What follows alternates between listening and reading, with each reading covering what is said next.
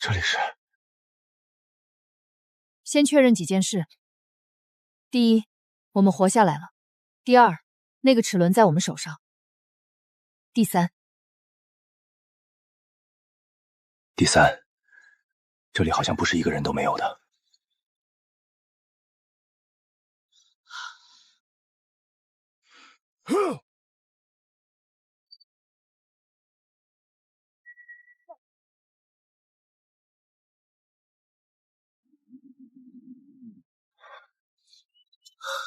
这是……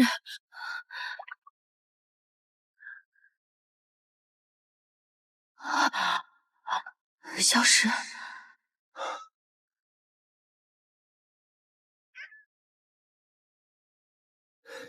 那就有的玩了。他们听不懂我们说话，但他们能看懂东西。我们要让他们看到我们有他们想要的东西，而不是把他们吓跑的妖术。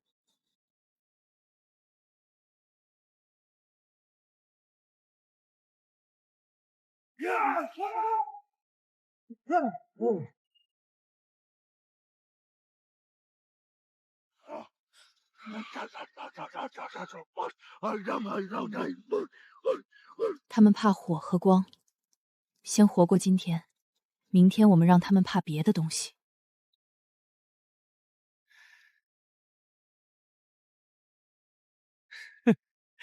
岛上有动静，看来那些野猴子里出了2个不一样的。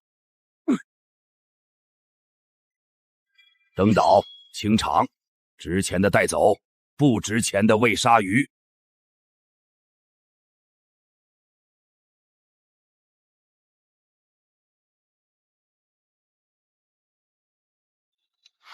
兄弟们，去把那2个不一样的野猴子给老子带过来！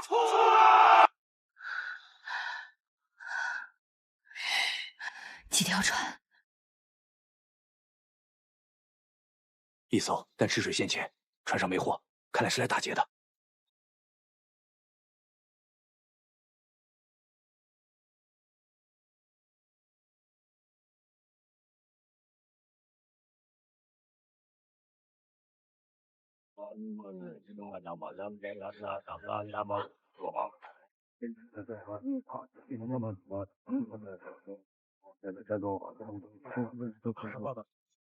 路远，认不认识这种枣？褐枣，含胶质。你想做凝胶？不是做凝胶。你手边有没有石灰石？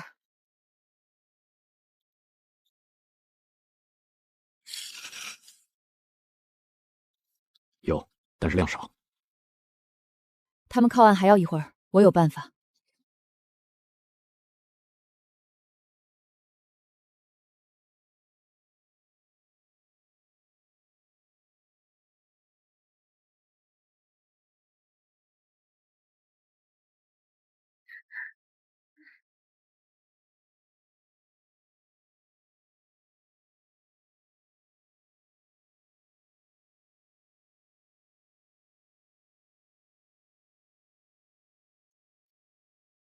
然后呢？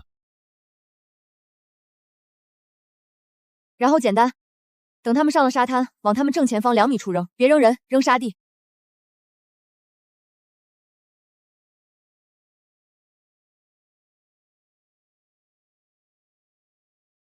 扔！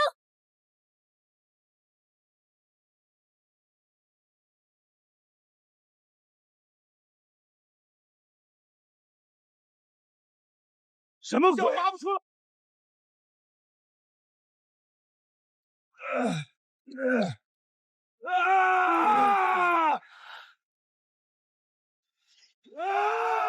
这什么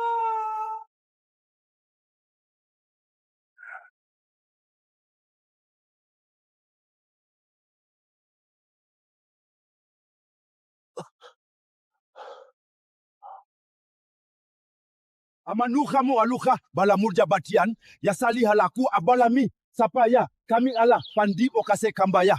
Banu fajakuman ba, amatlas win amuli.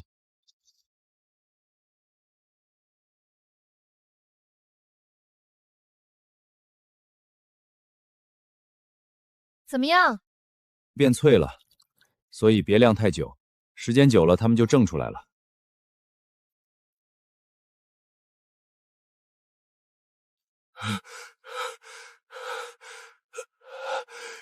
妖术，我们造东西有用。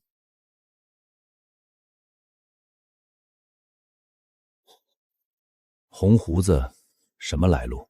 我们给你水，你回答我，公平。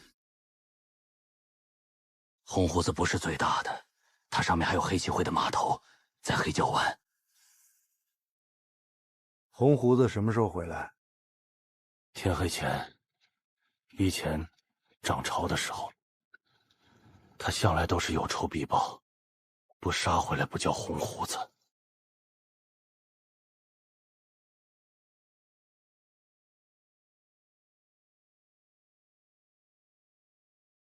时间有了，目标也有了，天黑前，咱们得让那艘船不敢靠岸。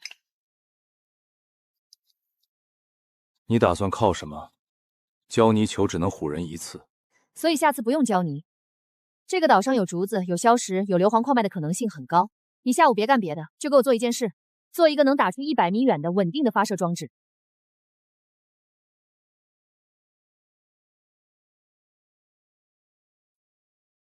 给我2个小时。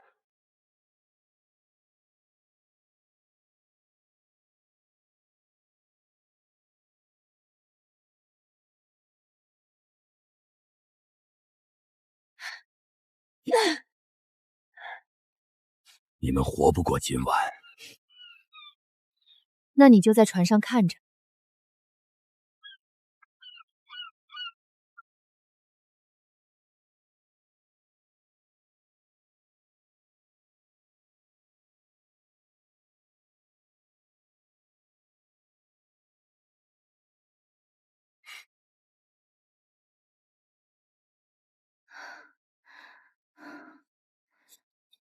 今晚过去就好了。今晚过去之后还有明晚，但我们每多过一个晚上，他们就更难一分。想我们2个品牌营销和工程建设的双硕士，竟然被这个破齿轮带到这里来了。下了船就直接往林子里找，找到那2个东西剁碎了喂鱼。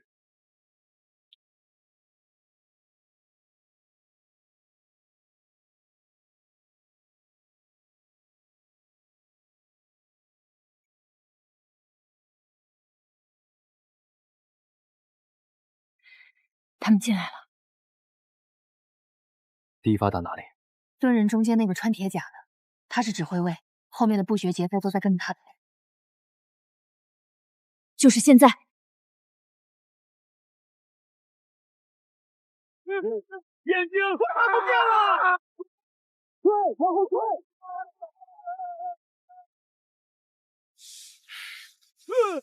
看清没有？从哪个方向打的？林子那棵歪脖子树后面。炮呢？给我把那片林子轰平！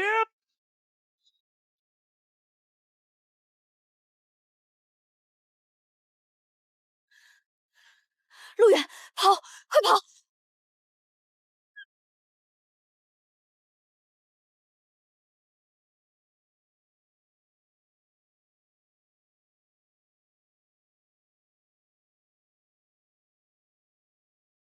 嘿，嘿，嘿！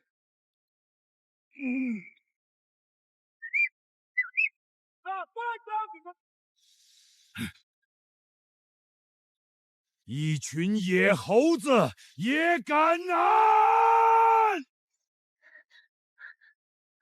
今天他们过不来了，明天他们得先想办法把船弄出去。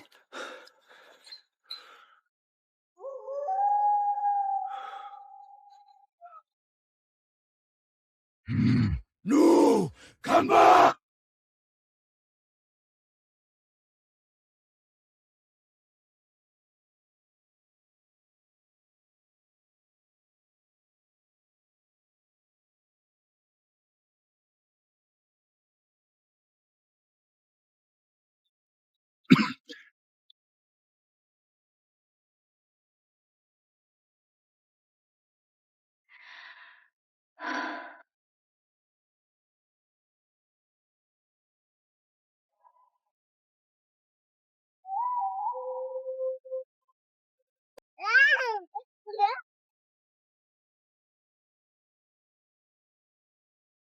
赤铁矿，含铁量不低。能练吗？土法炼铁需要高温，我们得先做风箱，耐火窑，燃料得用木炭，得自己烧的那种。给我3天，我能出第一块熟铁。我要你们的木头、石头、人。呼呼哈嘿！挖这么多，堆在水边泡着。这链子哪来的？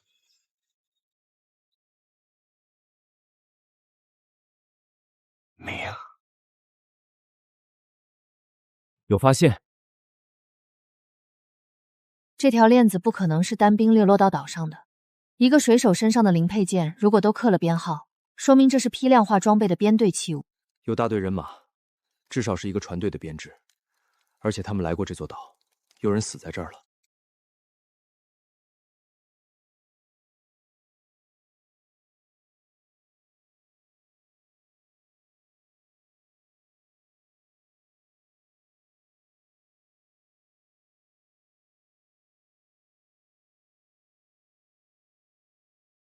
慢，慢！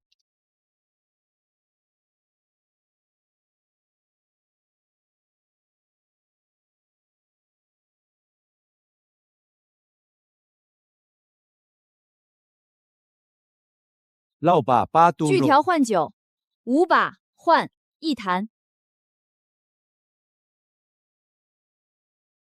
齐天，岛北面。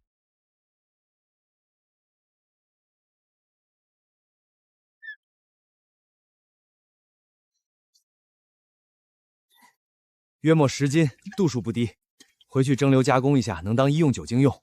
成了，第一个愿意跟我们换东西的人。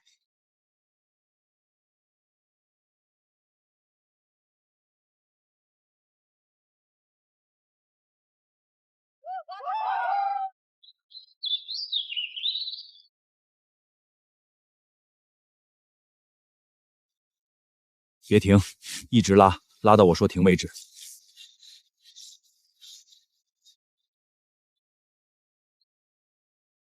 停！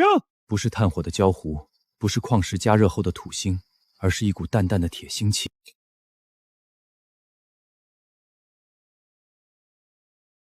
出来了。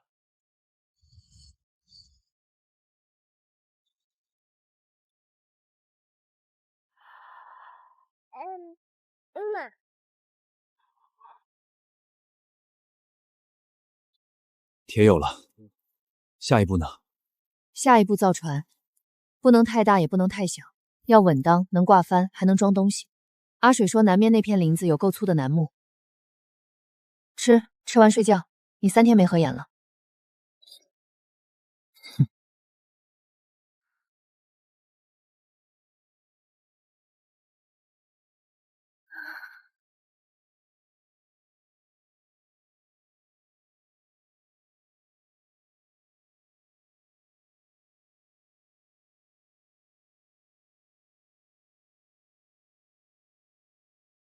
等不了太久了。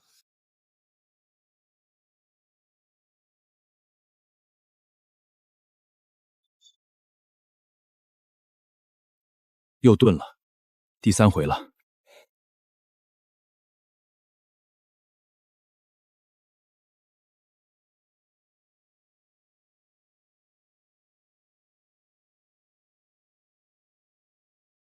往前，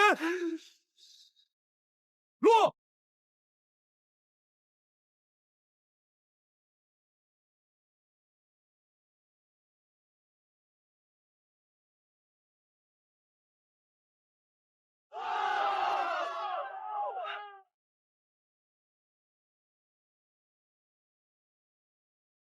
明天能下水试航。先把火铳训练做完，17支完好的，挑几个人。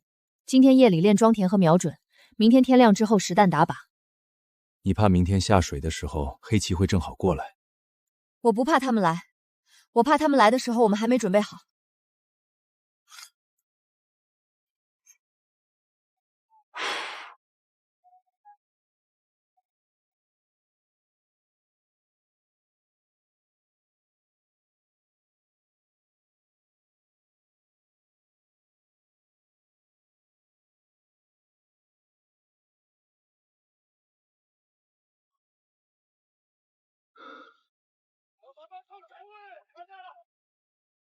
三条，你看那艘最大的船尾挂什么旗？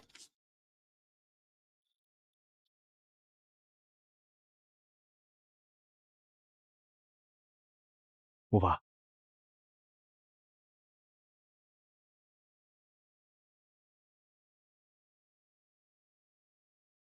我跟阿水去看了3条船，一艘是大宁水师的主力巡船，赤水比商船深2尺，侧舷有双层炮窗，保守估计10到12门火炮。那艘官船是一直停在黑礁湾的，还是临时停靠的？考博，赤水线附近有新鲜海藻刮痕，船底的旧漆被蹭掉了大半，说明它近期连续跑了长航，而且它其停靠的位置是码头最外侧，随时可以解缆出港，不像是要久留。所以它不是守岛的，它是路过的，路过黑礁湾停靠补给。然后继续往南，去我们那片发现沉船的水域巡逻。我们明天得把那艘船的海图和航行规律摸清楚。官船就不会主动打黑旗会，但如果他看见我们出现在那沉船的坐标附近，他不会犹豫。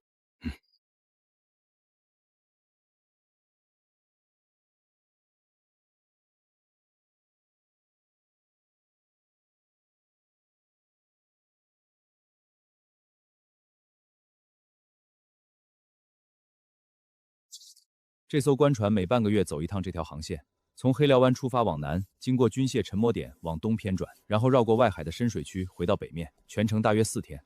他在黑寮湾停靠的时间正好是补界窗口。我们昨天看到他的时候，他应该刚到。也就是说，下一次他出现在我们这片水域是半个月后。保守估计12到13天，12天够我们做2件事：第一，把船改良到能载货跑外海；第二，做一个不会被当作海盗的旗号。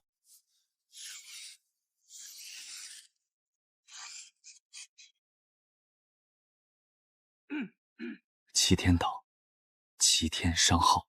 对，下一次有船靠过来，他们看到的第一个东西就是这面旗。它不归任何衙门管，不挂任何官号，就是一座岛上的一群人自己竖起来的招牌。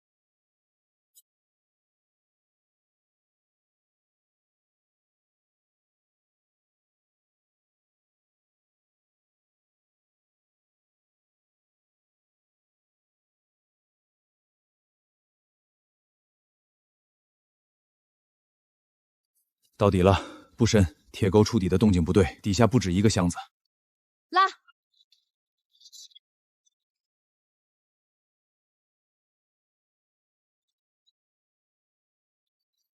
工程器械，还有测绘资料，这些东西对黑旗会没用，他们看不懂，但对我们天大的用处。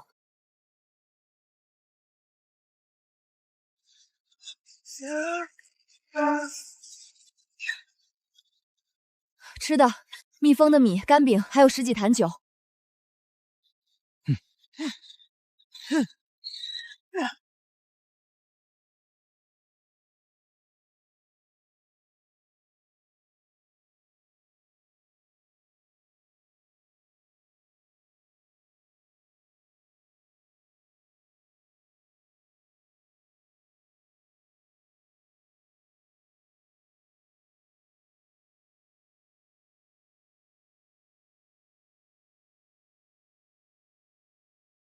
走最险的航道，切着暗沙边缘回去。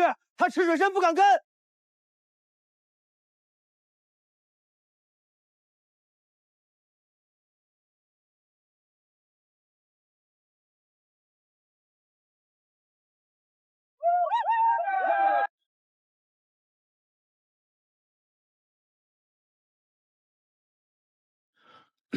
咕噜过了。南面还有什么人？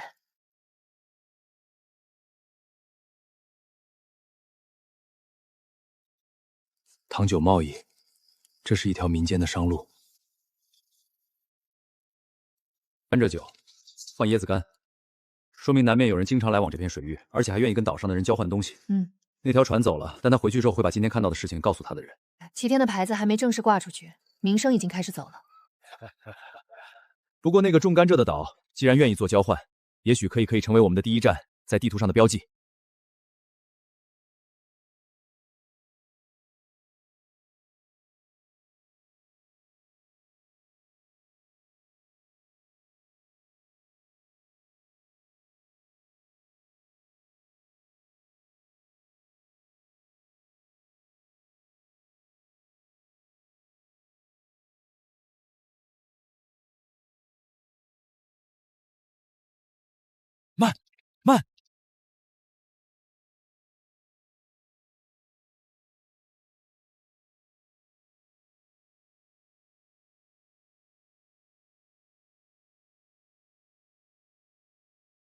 6把8度锯条换9，5把换1坛。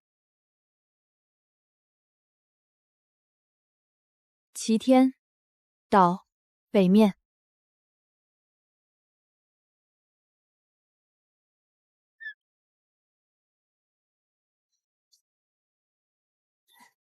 约莫10斤，度数不低，回去蒸馏加工一下，能当医用酒精用。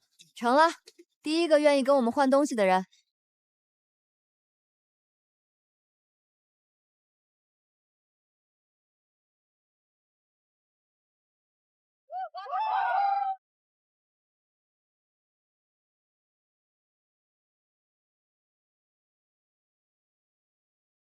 蒸馏。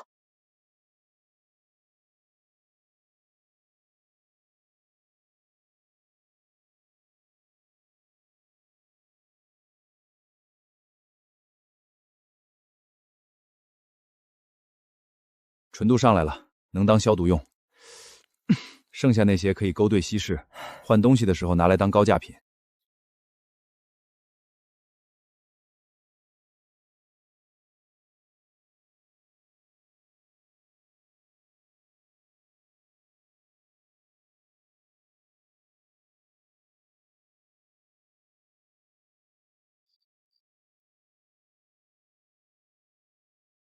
你看到了？闪了一下，3条船，间距整齐，航速一致，没有灯火。官船不会3艘并排夜间合拢航行，这种阵形是围猎。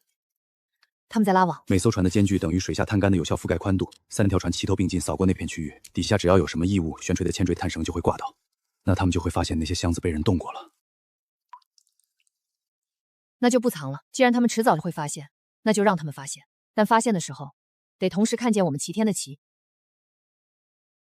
明天天亮，下次他们看见的是一艘齐天旗的船正在那片水域上做生意。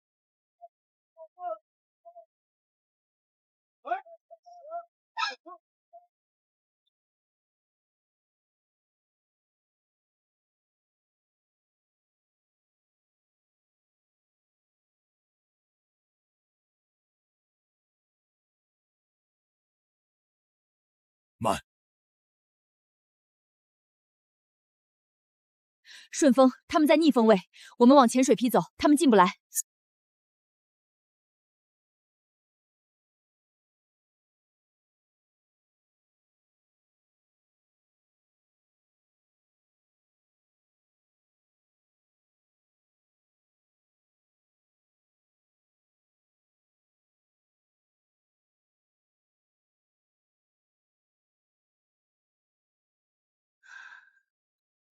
他们看见我们了，看见旗了，船头和船尾两面旗，他们肯定看见了。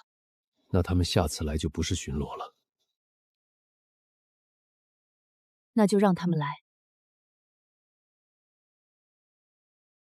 所以现在有2条路：一，烧了旗，拆了船，把铁箱埋回海里，等他们来的时候什么都查不到，我们继续做野人；二，旗继续挂着，船继续造，码头继续修。我们要告诉他们，这座岛有自己的规矩。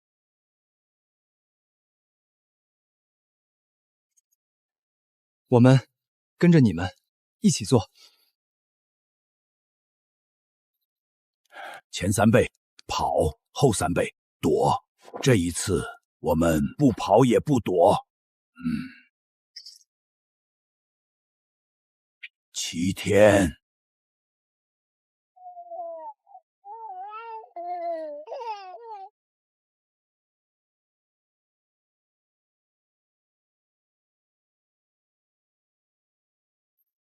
后面的路比前面难走10倍，10倍就10倍。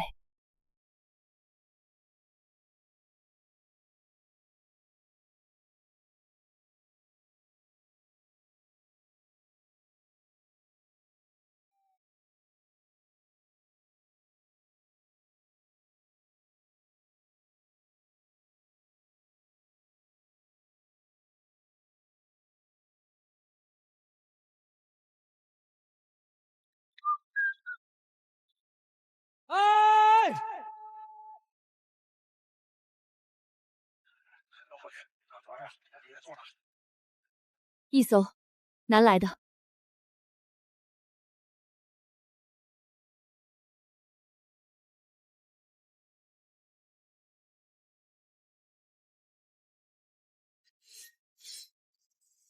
这些铁器是你们自己打的。钹换铁，木盒里的干贝换一种你们能产的浙绣做不出来的东西。蒸馏酒，比甘蔗酒烈3倍，一小口顶一碗，放伤口上不化脓。我叫郑六，浙州船队2当家。你们这面旗7天，下次来我带整船货，只要你们有东西换。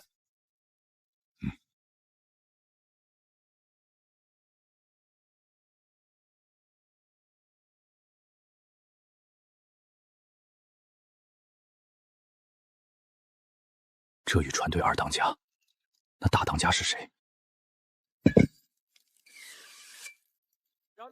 问题清单又增加了一项。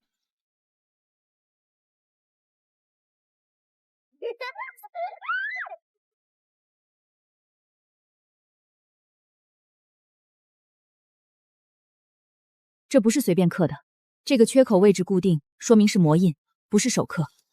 这球有一个成规模的作坊，能压这种标记。牛，农耕或者货运的象征。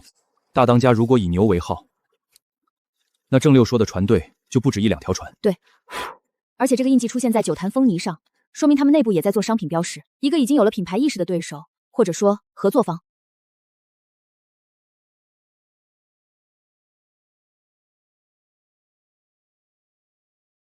他们下一次来的时候带的不止3只坛子了。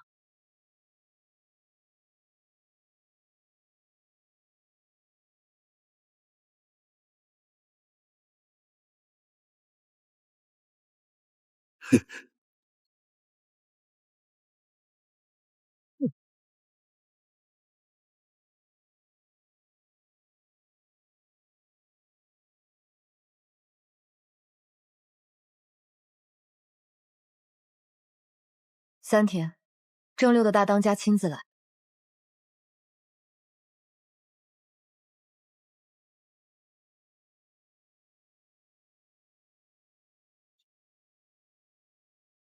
3天，够我们把第3组蒸馏液搭完，再打出10把铁凿子。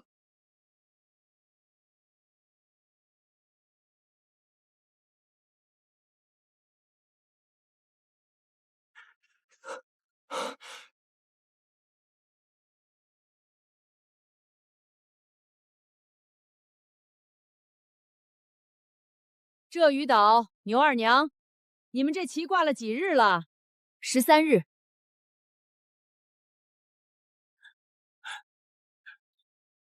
盐、海货、酒，你要什么？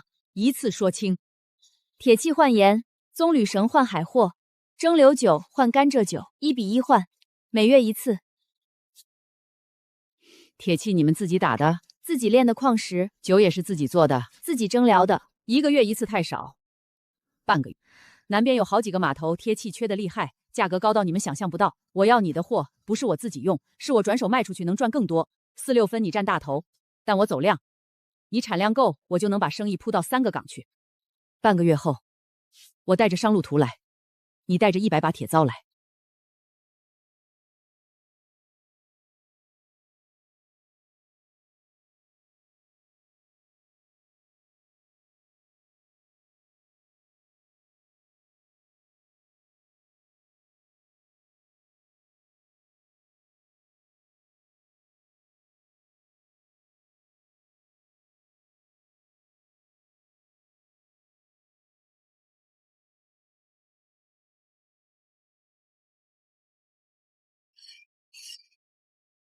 12天，还有30把。从今天起轮班不歇，风箱不断火。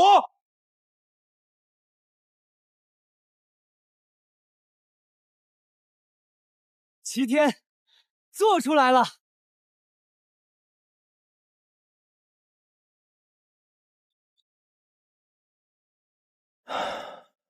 半个月前，我还没想过能在这么短的时间内，让一个岛上的人跟着我们做100把铁凿。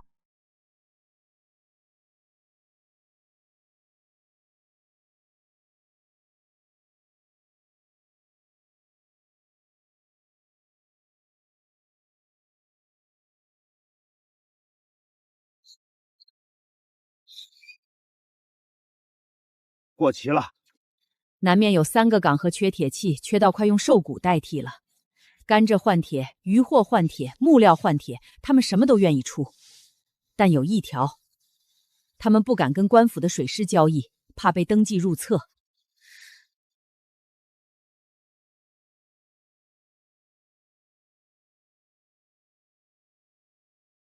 这个港口的碳什么价位？同礁不产铁，但产褐煤和木炭。如果能用铁器换碳回来，你们的炼铁成本能压下去。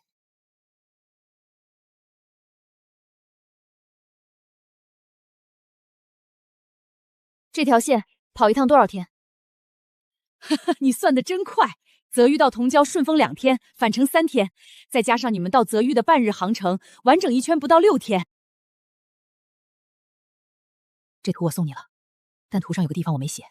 同礁往西2日航程有一片无人浅滩，上面长满了野生龙舌兰，纤维粗韧，比你们的棕榈绳耐用3倍。还有一件事，我回去的路上听路过的大商船说了一嘴，北边水师最近换了提督，新官上任烧了3把火，其中一把是要清查沿海岛屿的无籍之民，你们的旗挂起来，迟早会被那条线扫到。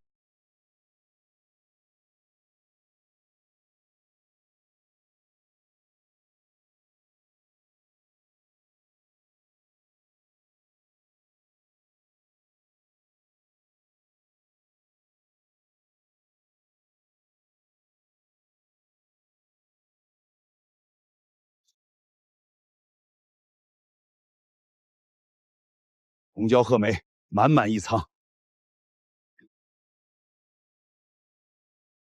要是能稳定供应这种煤，我们下个月能出的铁器数量翻倍。这箱铁料的硬度比我们自产的熟铁高2档，做激发横片可能够用，但要反复试验。弹簧钢的淬火温度和普通铁器不一样。所以就是，反正碳现在够用了。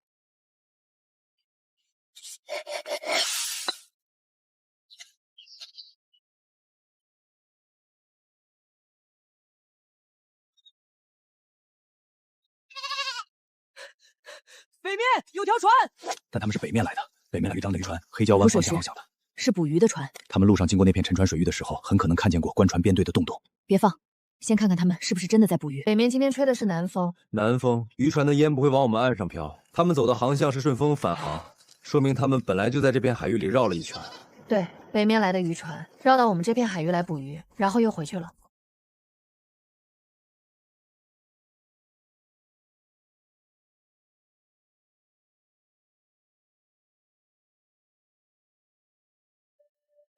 同礁到了，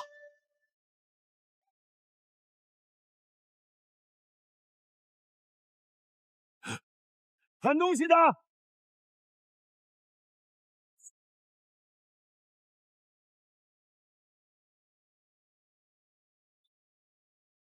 3把换3倍。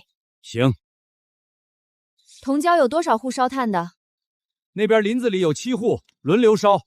你们要的多就得等，一炉要3天。我们每月来一次，30把铁器换300袋煤。你们能出多少？300袋2炉的产量，但要提前10日传信，我好让窑上连着烧。怎么传信？用这个装信，系在符背上，我们每天有人去看。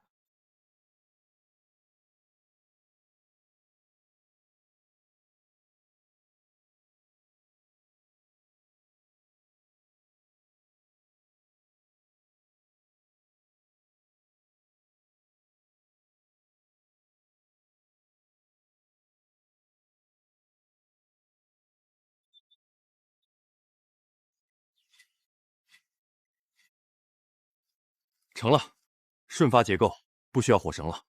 装填时间压缩到10息以内，雨天也能用。能做多少只？剩下的那批军械铁料全部改簧片，够改12只，再加上我们自己的熟铁锻击锤和碎石座，下周之前能完成第一批。北面水师3日前派快船至黑桥湾核查户籍，船已离港南巡，路径未明，望之牛二娘子。快船有多快？比我们的船快3到4手。如果他的航线线往我们那的时间和上次不一样，快船走的不是巡逻线，他要查的是无籍之民。他往所有没有码头登记、没有固定航线经过的偏岛走，包括我们这里。那我们就让他在偏岛上看到一个他没想到会看到的东西。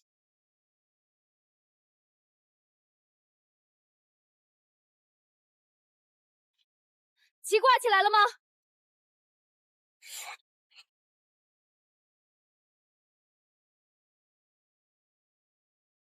哪里的棋？谁管的？齐天岛自己管的。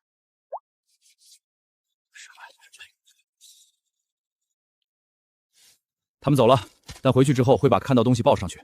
47口铁器9绳贸易自立的旗号。他们回去到上报，再到上面决策，最快也要10天。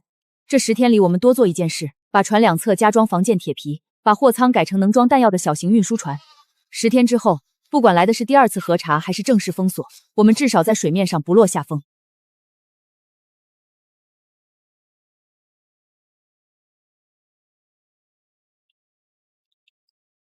大风雨要来，这种天象在这片海域，我活了60多年，只见过2次。每次之后，北面航道都要断上5、6天，浪大到连大船都不敢出港。风雨之前有多少时间？先收料，所有铁器搬进洞里，没带盖油布，船底天高脱离地面。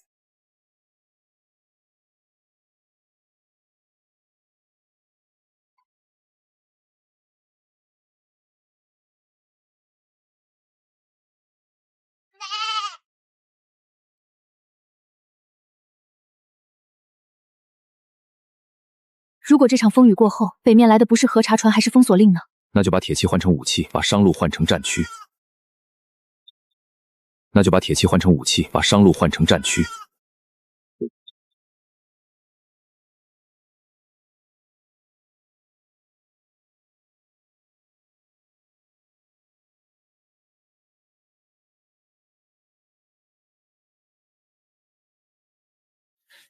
损失不算重，烟囱气回来半天的事儿，棚顶重铺1天，炉炉清干以后，阴2天就能重新点火。浙宇和同礁那边也扛了这场风雨，但他们恢复航线需要时间，至少3天。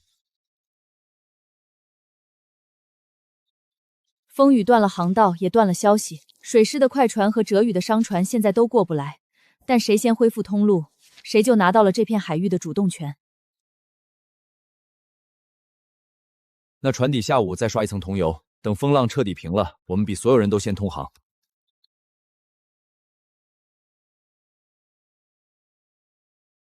那船底下午再刷一层桐油，等风浪彻底平了，我们比所有人都先通航。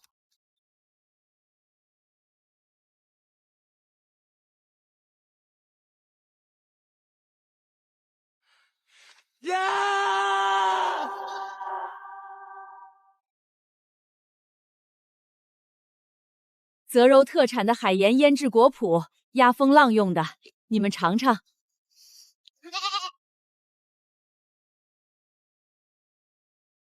大风雨之前，我派了条小船往北摸了一趟，水师在黑腰湾的码头加了2艘泊位，其中1艘是战船，船侧开了18个炮窗。炮窗18，间距3尺，是火炮的装位，至少是9到12门船载火炮的编制。新提督上任不到1个月，就调了1艘战船过来。但他在黑礁湾停着没出港，像在等人，也像在等令。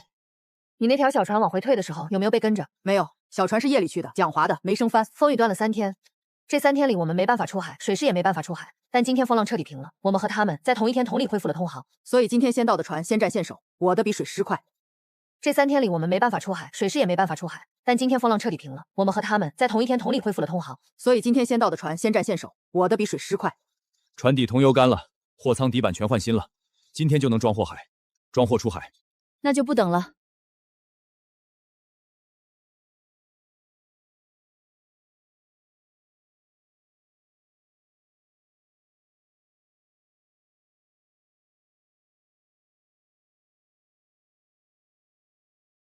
我以为你们要等2天。今天到的都是今早出的，风雨歇了就不等了。哎。里面是同礁回的信，他们那边的探瑶也过了风雨，要等2天才能出新一轮的货。但有另一件事，同礁那边的人说，风雨之前有1艘官船在他们港口欧了1个时辰，没有靠挖了旗语问路。问什么路？问这片海域往方向交过铁东子的岛屿。官船就走了。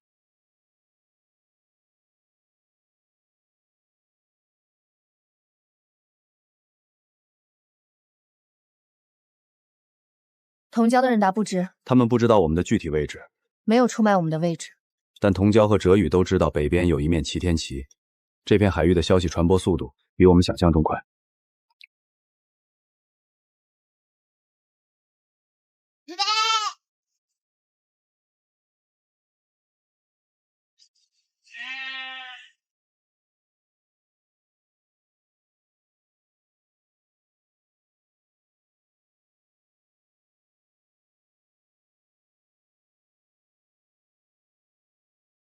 喂，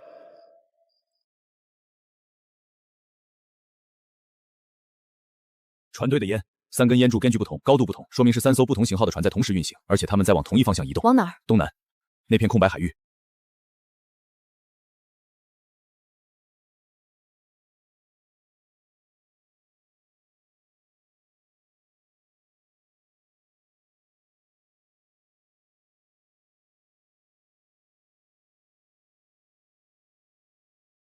同礁那边探窑恢复之后，第一次出货要等多久？正常要7天，但如果我们派人过去催货，可以压到5天。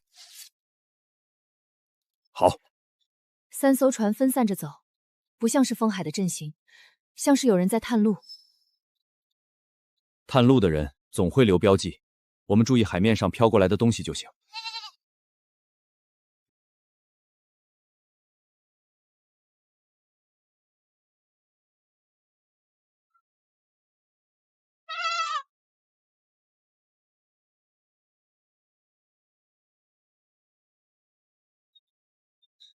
潮水退下去之后，在碎石滩那边捡到的。正面这个水字是官样楷体印章盖的，背面这些凹槽是人工刻的定位卡槽。下来的那3艘烟柱船里，至少有1艘是水师战船。它在航行过程中底部有部件松脱掉落，被海流带到了我们岸边。铜基润滑粉用在转动部件上的。这块板子是从战船的炮座底上脱落下来的。那3艘烟柱船里，至少有1艘是水师战船。它在航行过程中底部有部件松脱掉落，被海流带到了我们岸边。但既然配件会脱落飘走，说明那艘船新换过炮座，可能是刚调防来的船只，装备还没磨合到位，所以那3艘船里的战船在绕着这片海域做摸底巡航。他先看南鲁方向有没有异常，再往同礁方向看。同礁那边如果配合得好，只说不知，那他得到的回报就是这片海域一切如常。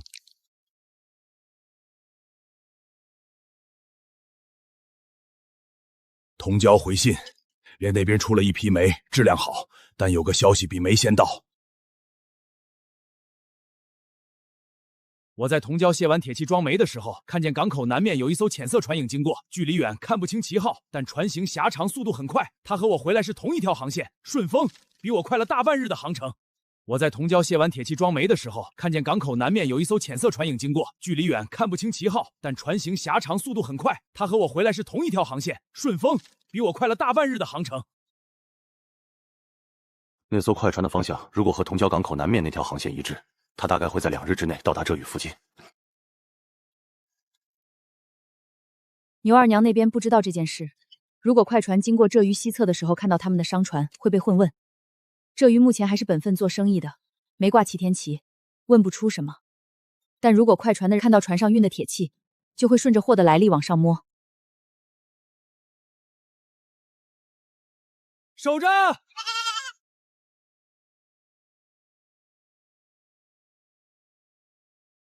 我们要做的不是等他们发现，而是在那片空白水域里让他们看见一个已经有人的信号。船明天出航，往西南方向那片水域去，带着旗，带着货，做一件正常商船会做的事。船明天出航，往西南方向那片水域去，带着旗，带着货，做一件正常商船会做的事。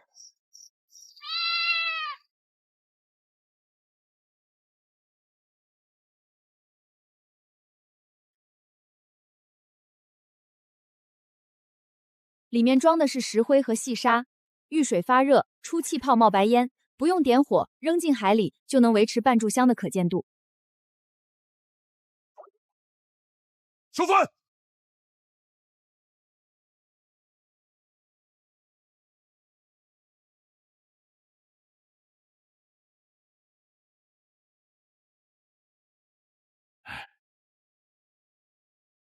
西北方向有船。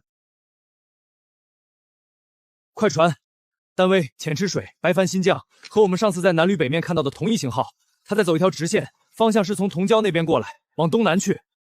不撤，也不迎上去，我们就在这片浅滩边缘做自己的事儿，正常商船的节奏，正常商船的态度。不撤，也不迎上去，我们就在这片浅滩边缘做自己的事儿，正常商船的节奏，正常商船的态度。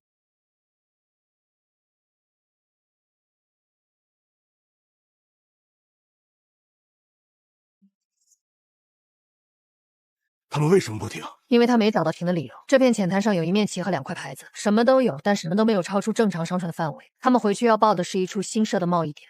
这个信号会一路传到黑礁湾去，然后他们下一次来的时候，带的就不只需要动物的快船。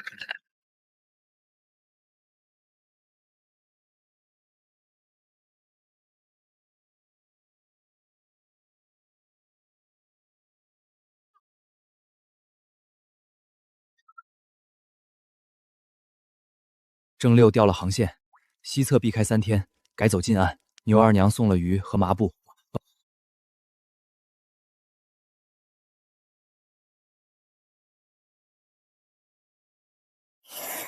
3日后，提督抵港。3日后，提督抵港。3天够我们做一件事，把船库里那艘货船改成我们第1艘带防护的、能走远洋的商战两用船。之前改的半截铁皮只是装饰，这次把底舱加厚防水隔板，船舷内侧加一层竹编防御网，货舱隔板之间留出弹药存放位。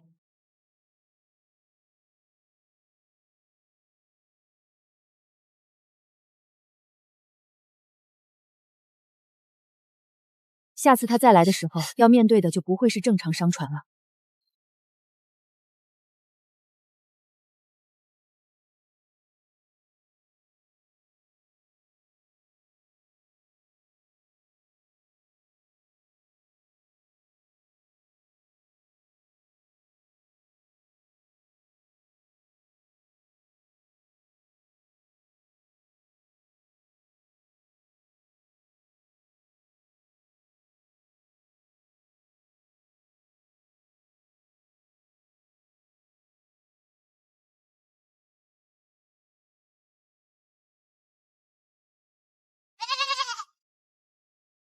棉麻混织，工部后勤船用的标志牌材料。烧焦的部分说明这艘船在航程中经历过明火，可能是厨房舱的意外，也可能是交火。他在路上有过状况，不管是厨房失火还是别的什么，他在抵港之前不是完好状态。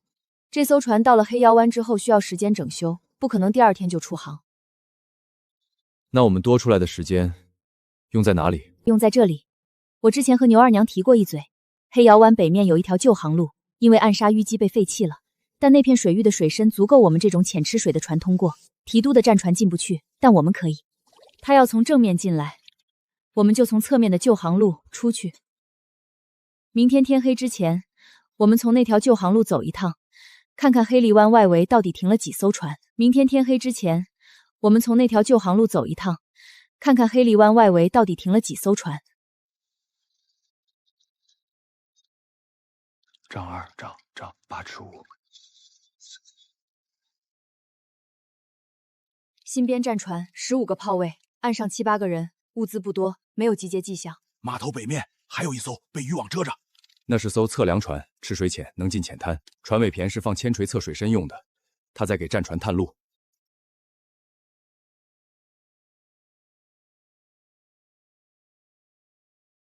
15门炮的新战船，2艘快船，1艘测量船。码头物资存量不多，人员分散。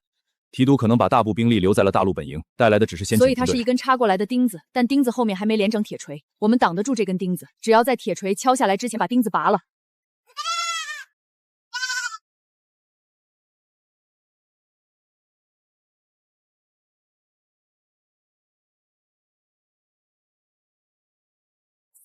提督的战船还在修，快船和测量船没有出港。他以为他手里的牌够多了，但他不知道我们手里还有一张底牌。这条旧航道吃水刚好够我们通过，战船进不来，快船吃水太深也会搁浅。只有我们的船能贴着暗杀边缘进去，在码头北侧靠泊。北侧最深处那艘测量船，船尾平台加装了铅锤测深装置。如果我们能切断那艘船和战船之间的联系，让战船失去探路能力，明天夜里潮位最高，通航宽度最大。我们趁那个窗口进航道，把那艘测量船的舵桨全部拆走，带回岛上来。没有了舵和桨的测量船，就是一节浮在水上的木头。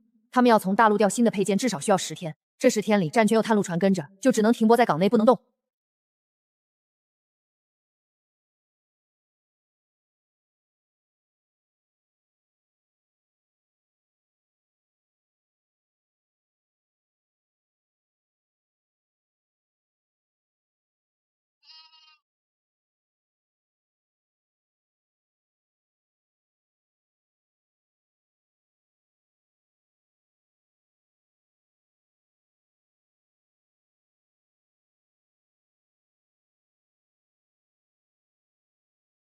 杀鸡过了。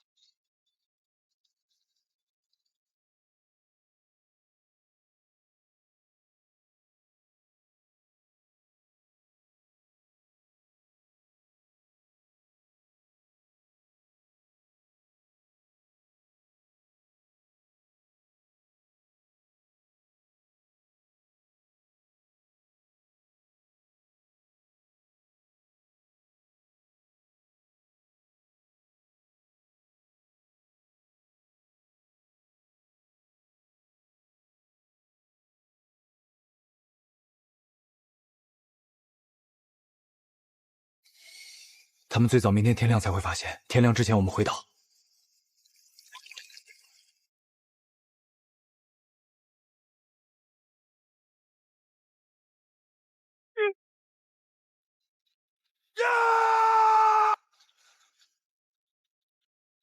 是锯断的。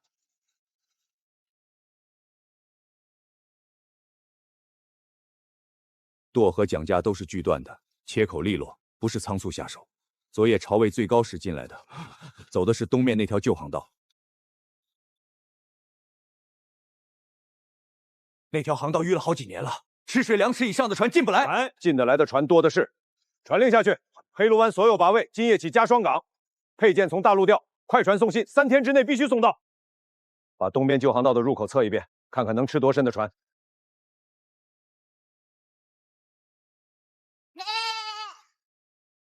配件应该3天就到了。他们没有那么笨，苦等10天，他们应该备有快船送信。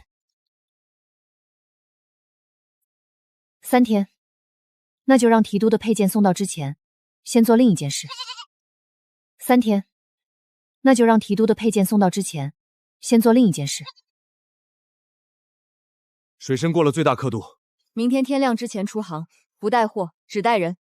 12支燧发炕全部上船，火药袋双倍量。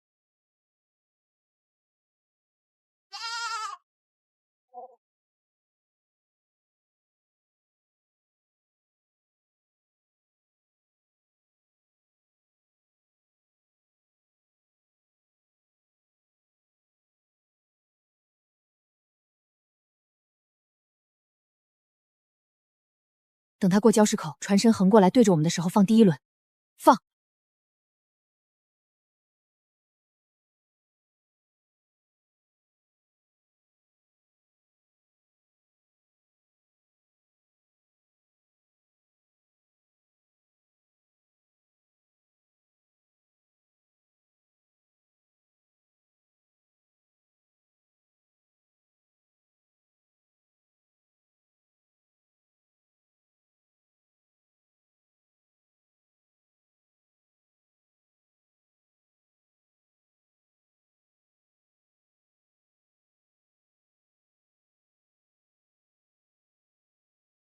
配件箱里还带了碎石，说明这艘战船的激发机构也是燧发式，和我们改造的系统同源。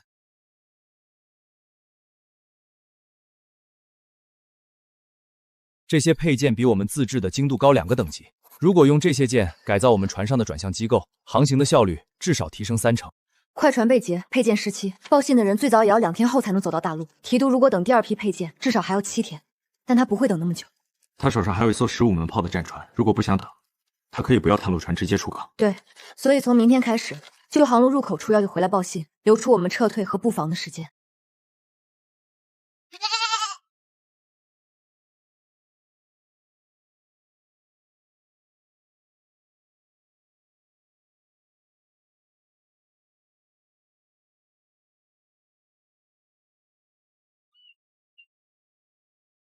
北面。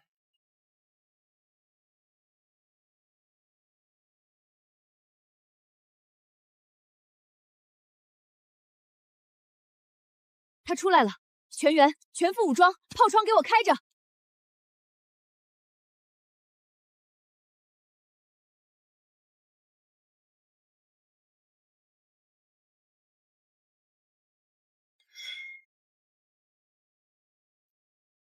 从旧航道绕出去，走深水区，避开他的正面炮火，然后在哪儿接？侧舟西侧，水深5丈以上，海流稳定，船可以全速转向。要让他追着我们到那片水域，水深足够他全速航行，他不会觉得我们在故意引他。守着。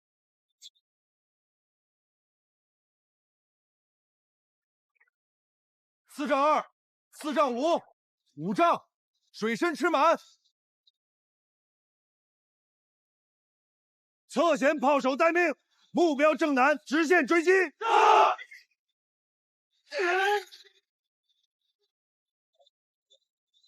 目标转向，提前亮重算。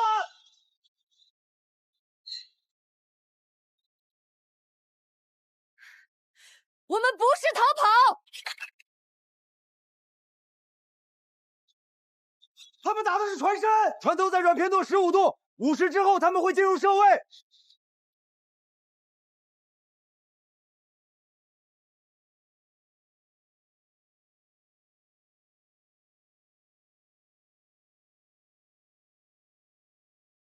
他不会追了，刚才那2轮转向已经让他知道他在开阔水域追不上我们。回去的路上他会重新评估我们这条船的设计。他不会追了，刚才那2轮转向已经让他知道他在开阔水域追不上我们。回去的路上他会重新评估我们这条船的设计。走。昨天夜里来的消息，大陆那边的港口有人递话给我，提督的急报已经送抵水师总衙，内容是东南海域出现武装商船，装备火器，能对抗战船，请求增派1艘主力舰和3艘辅助船。增援从大陆到黑螺湾要多少天？顺风5天，如果是战船编队，速度不会太快，5天半到6天。侧鱼知道这件事之后，货船还要走西线航道吗？你们能跟战船正面绕一圈还活着回来，我就知道齐天这面旗挂对方向了。西线航道我已经让郑六带船队改道走更南边的晋安线，我们侧与本岛的货暂时不往北走。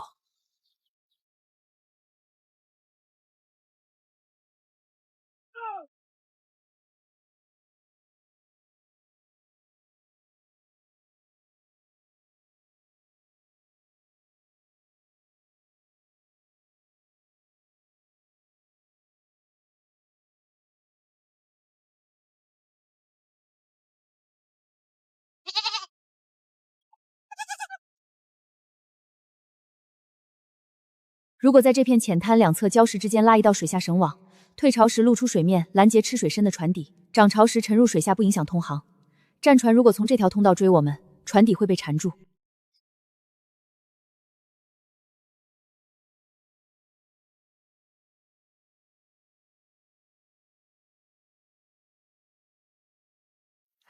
30丈，能编出4个活结组，布在浅滩两侧礁石之间。明天的潮汐窗口在午后，我们在退潮最低位的时候把绳索固定到礁石根部，涨潮之后绳索被水面覆盖看不到，但船底碰上去就绕住了。布完绳之后呢？等他们来的时候，让他们在西南浅滩先碰上一道他们意料之外的东西，然后他们知道这条航路不好走的时候，会转向南绿岛正面，而正面水面上等着他们的是另一道陷阱。明天的潮汐窗口在午后，我们在退潮最低位的时候把绳索固定到礁石根部，涨潮之后绳索被水面覆盖看不到，但船底碰上去就绕住了。布完绳之后呢？等他们来的时候，让他们在西南浅滩先碰上一道他们意料之外的东西，然后他们知道这条航路不好走的时候，会转向南绿岛正面，而正面水面上等着他们的是另一道陷阱。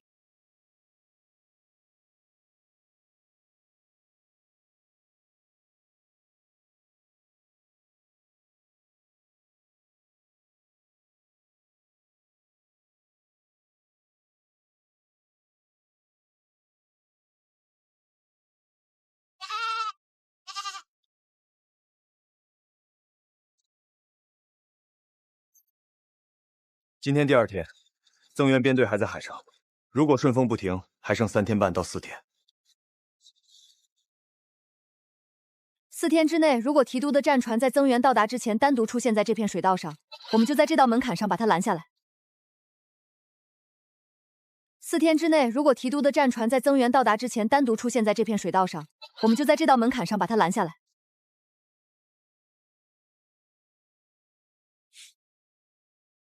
船来了，北面来的，船的炮窗是全开的。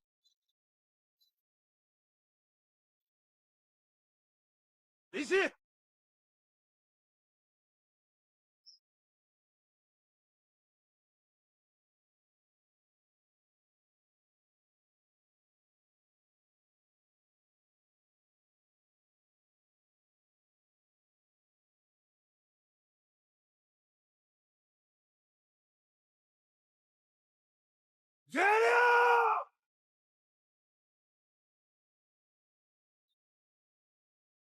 绳索在船底正下方，竹竿不够长。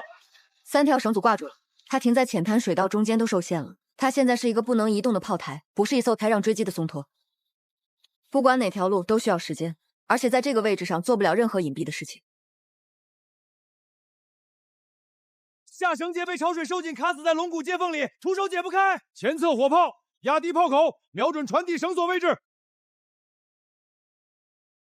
他要用炮打自己的船底，角度掌握好了可以炸断绳圈，但风险很大。一旦炸穿船底护膜，进水速度够快的话，这艘船撑不到回港。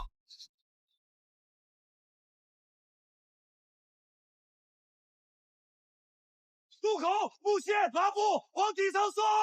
第2门待命，步发，舵手横向拖出。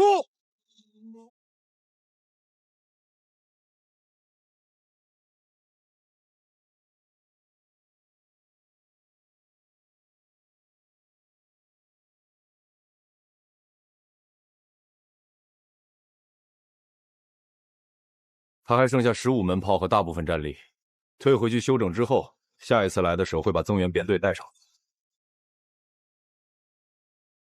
第2次交手的时候，得在他和增援会合之前。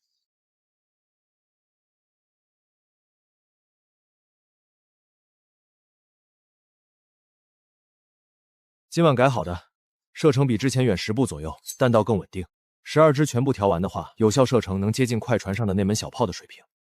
最合适的补给点就是这里。如果他们在这个补给点停留的这段时间被阻挡住，哪怕只拖半天，提督的战船就等不到汇合时间窗。从这里出发到那个补给点，顺风2天能到，但要把编队拖住，光靠提前到达不够，需要一个能让他们在补给过程中不得不停下来交涉的理由。齐天的旗可以挂到那个补给点上去，粗布地图上标注过，那是一个没人使用的废弃补给位，没有驻军。如果我们提前1天把旗挂过去，把系水器具换成我们自己的铁桶和棕榈绳，补给船到了之后看到的第一眼就会是个已经有人管理的取水点。2个人，1条小船。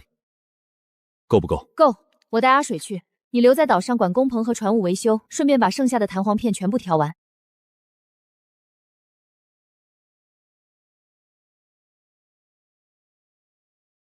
你留在岛上管工棚和船务维修，顺便把剩下的弹簧片全部调完。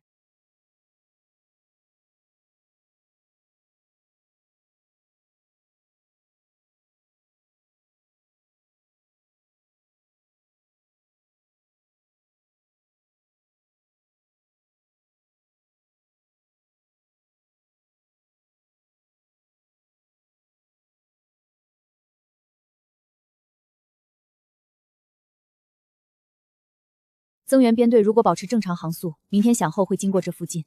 他们需要淡水补给，井台在这里是唯一的取水点。如果他们在远处看见井台已经有人占据，而且有旗，第一个反应会是靠近询问。只要靠近到能看清木板上的符号，他们就知道这里是一处有人管理的补接站，而不是废弃的无人井。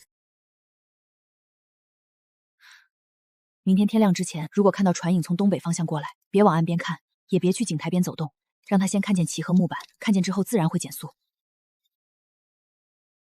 明天天亮之前，如果看到船影从东北方向过来，别往岸边看，也别去井台边走动，让他先看见旗和木板，看见之后自然会减速。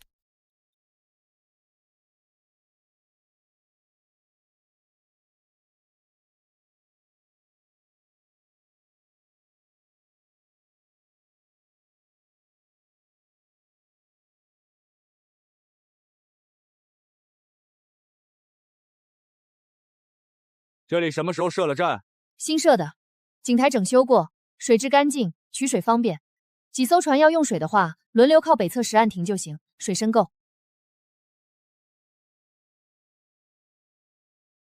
过来取水。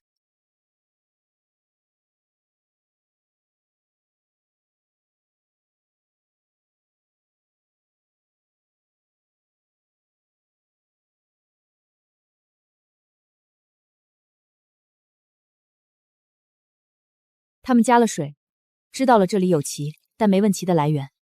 那个军官看见了我的主管标记，回去之后会报告水警处的旗号和标记。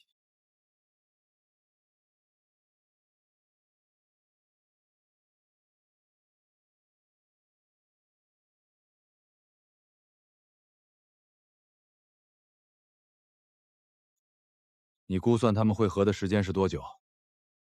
明天入夜前后。提督如果今天出港，明天正午就能到那片水域。增援编队补给之后的航速会恢复，大概也是明天午后到达同一片区域。他们的汇合时间窗口在明天午后到入夜之间。如果他们汇合之后立刻南下，顺着南风满载火药和兵员，最快后天分晓就能出现在南路岛北面。我们还有不到2天。弹簧片都调完了。上次童娇送来的那批褐煤烧完后，我留了一炉专门淬火，弹簧片的疲劳寿命比之前多了1倍。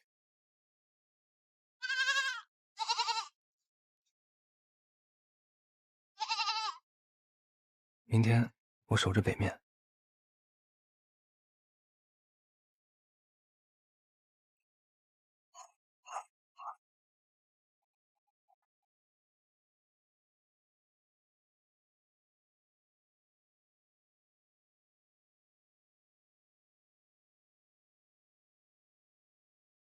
提督的战船昨天从浅滩撤回去之后，修了底舱裂缝，吃水线恢复了。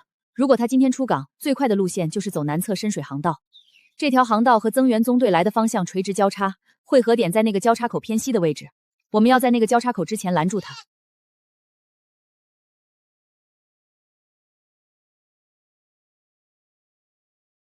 桅杆上没有帆，炮窗全部封闭。提督没有在今天出港，他选择了等增援编队先到达汇合点，然后再从黑礁湾出发，两方在预定的坐标上同时汇合，汇合时间会推迟到明天，地点不变。如果提督等增援编队先到汇合点，那明天日出之前他就会出港，汇合时间不会超过明天正午。今天不回去了，守在这里，等明天天亮。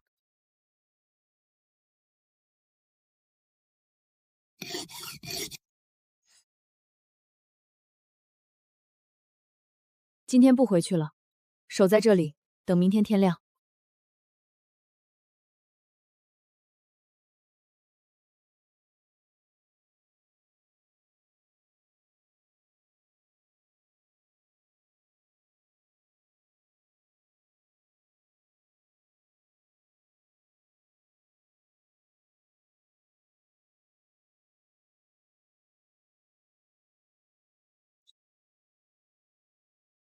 偏西2度，再1度，稳住。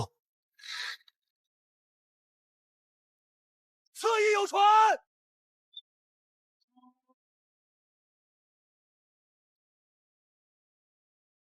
放！填炮，快填炮，找掩护！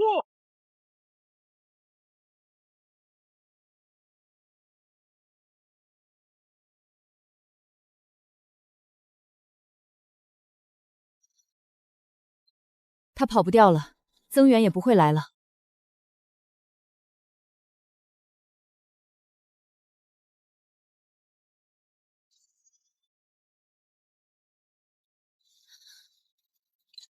他跑不掉了，增援也不会来了。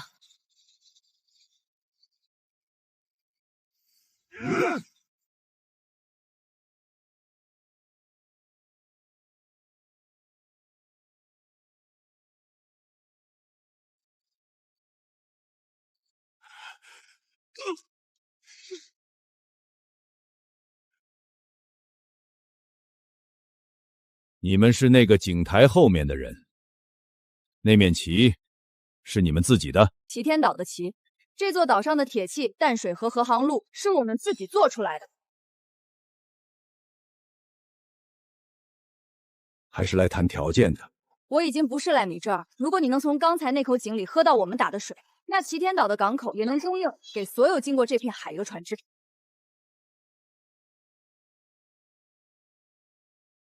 你们是那个井台后面的人，那面旗是你们自己的？齐天的港口能给停靠过往船只补给淡水、湿粮和维修材料，铁器和蒸馏酒走正常上路向南卖，不涉及及军械，不挑战沿海防卫。